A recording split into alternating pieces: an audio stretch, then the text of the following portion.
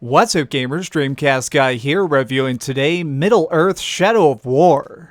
It's finally arrived, one of the most talked about, hyped up, and very controversial titles of the year. The original game, Shadow of Mordor, was my favorite thing of 2014, so I went into this with high hopes. Sadly, while the fantastic fighting and world is still here, there's also been a foul invasion of loot crates and some rather dirty microtransactions. We'll get to that in a minute though. To begin, we should talk about what trouble our hero Talion is getting involved with this time. In the lands of Middle-earth, you can see stunning castles, vast, beautiful forests, and thousands of orcs just by taking a short journey. This is an era of extreme turmoil as the Dark Lord Sauron is strengthening his power in order to wipe out the last of humanity. There are a few places where his armies have yet to spread, but for the most part, everyone is now under attack by his forces. That's where Talion comes in, because with his unique gifts, these monsters can actually be turned against their master, making it where we no longer have to fight alone. Essentially, the main mission in Shadow of War takes place over 5 huge zones, with each one having a massive fortress that must be destroyed to move on.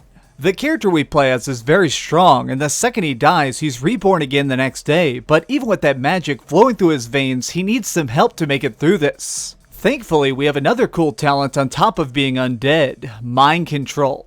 A few hours into the story, you get the ability to dominate the souls of weakened orcs, turn them over to your side. Converting archers can help you rule from a distance, ground troops can make your invasions better, and mounts can assist greatly in travel, but the most important people you need to recruit are captains. These head orcs are the best trained and can utilize their deadly skills to lead your army. Here's the aspect of this that is truly awesome though. The game doesn't have these pre-programmed in. Rather, they're generated each time you go into an area. That makes it so these super badass soldiers are always different. You know that the guy who's trying to hunt you down is completely one of a kind. Nobody else has actually faced that exact dude, even if they faced somebody similar. Beating them up enough to take them over is very hard because of this randomness. They're each assigned special attributes like being immune to executions or having a fear of fire. By exploiting these, you can weaken them enough to get them to join you, thus increasing your chances of winning the next major siege. During these moments when you're trying to assault a camp and take over new captains, you must keep your guard up though. Every error you make, like messing up a roll or not leveling up before you go in, can lead to your death, which makes the nearby enemy leaders grow even more dangerous. It's a punishing system, but also so freaking great, since you end up really thinking of these hideous orcs as your own personal nemesis. Losing a fight never made me angry, it just made me want to respawn and sneak right back in there and try and get my revenge and bring this newly upgraded person into my army. The general loop of what will be repeating over and over in each spot is cool, and I think the new story is way better than the original.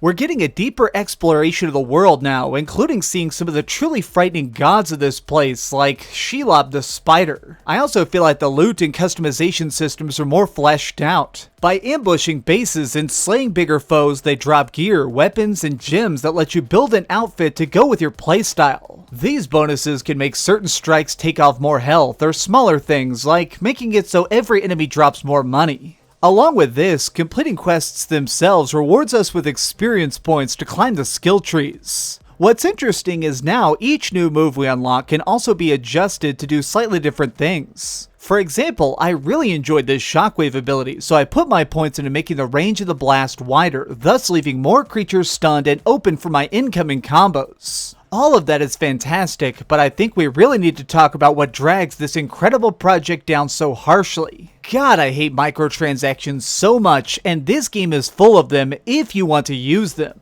I'm putting that if in there because it is possible to beat Shadow of War without spending a penny, well, other than the $60 cost, but getting the true ending is going to require most gamers to at least buy a few loot boxes from the store. In your character menu is a button that takes you to the marketplace. While the lowest quality crates can be gotten with the normal money from doing missions, the stronger stuff takes gold. These microtransactions give you legendary orc captains to guard your bases or join you in battle. For those that are really lazy, you can get boxes that dump you with some of the best weapons and armor in the world. Let me be clear just so there isn't any confusion. For a large part of the main story, that's all pretty useless because you're constantly facing bosses and getting new equipment. You're always getting opportunities for upgrades, but that changes though when you reach endgame. Suddenly, you're under heavy attack from all sides. In order to keep your already claimed spots safe, you need to churn out more and more units to protect them, which eventually just takes hardcore grinding for hours and hours, or at least a few dollars. Basically, what I'm saying is this: if you want to see how this story comes to a close, you'll either have to spend an entire week just dominating random soldiers or waste $20 to jump ahead. This drives me completely crazy. Personally, I love a good challenge, and if they just made it hard, I'd understand that. However,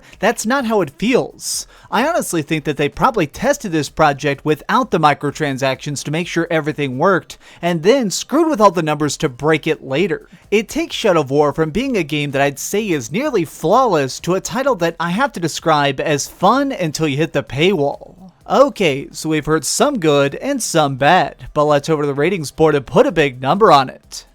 I am giving Middle-earth Shadow of War a 7 out of 10.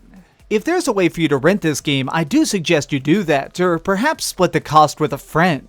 The opening hours of this adventure are truly special, and the sieges are phenomenal. That is, until they start waging war on your wallet. Thanks so much for watching, gamers. This has been DreamcastGuy with another review. If you enjoyed this video, please give it a thumbs up, share it with your friends, and subscribe if you haven't already. But do me the biggest favor of all and keep dreaming. Seriously, screw microtransactions. I can't believe they did this. I was hoping that this could possibly be a Game of the Year contender, and now, well, it's just another freaking game for the pile. Oh, hey, I was just playing a little bit of Grand Theft Auto on my Darth Vader PSP. Are you curious what I'm going to come out with next? Well, if you click this button, you'll be subscribed to be the first to know. Also, if you click over here and here, you can see my latest review and my latest top 10. I promise, it was super good. Or it was really bad, and I'm sure you can just make fun of me in the comments. Either way, it'll be a lot of fun.